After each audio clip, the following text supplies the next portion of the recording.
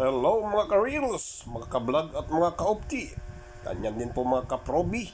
So nandito po tayo sa bayan ng Kalasyaw, Pangasinan upang tayo po ay mag-lunch.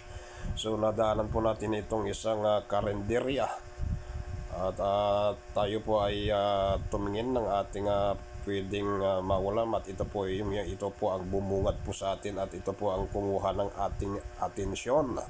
So ang tawag po pala rito mga ka-probi ay ang kaliskes. Ayan, kumakaway-kaway si ating dahil nakikita niyo ang aking binibidyohan dahil ang sabi ko ito po ay aking i-promote. So yan, so tuwang-tuwa si ating. Andyan, mayroon pa rin din po silang pinapaitan kambing.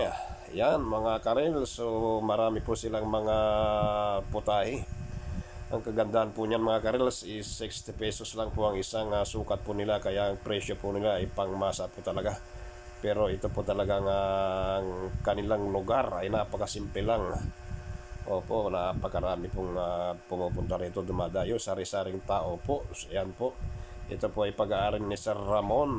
Kaya ang tawag po rito yung Sir Ramon's Canteen. Yan, ipapakita ko po sa inyo ang lugar kung nasaan po ang pistong ito. Ito po ay nasa highway lang po ng papuntang Kalasyaw pagka ikaw po ay galing ng Dagupan City. Ang bangus, bawl ng Pangasinan.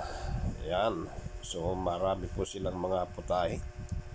So pero ang binabalik-balikan ko po talaga itong humatak sa aking atensyon. Ito po ang na-attract po ako dito sa nakadisplay ito dahil ang kaliskes po mga karels ay ito po ay sari-saring internal organs o laman loob ng baka. So ang kagandahan nito mga karels is pwede kang mamili ng kung anong bahagi. Yan, hello ating. So katawang-tawa si ating na ibibidyohan natin na yan, piling artista na si ating. Yan, pakaway-kaway na ba.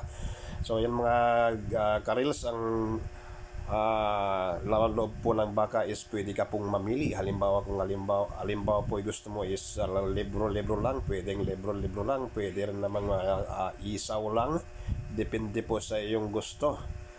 Ayan mga kilas, pinapakita ni ating yung wow, ito po ay ang kalderetang baka.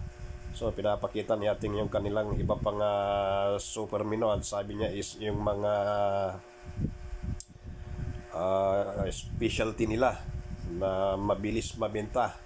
Kaya ito naman po is ang kalderetang kambing. Yan, meron din po silang binagoongan. At yan mga karils ay meron din po silang ang tawag po rito is dinakdakan. Yan.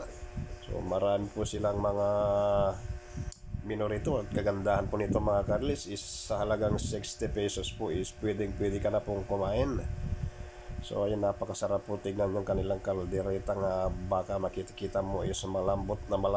Ayan, nagpapasukat na po yung isang customer. So tignan nyo po ay marami po yung isang sukat nila.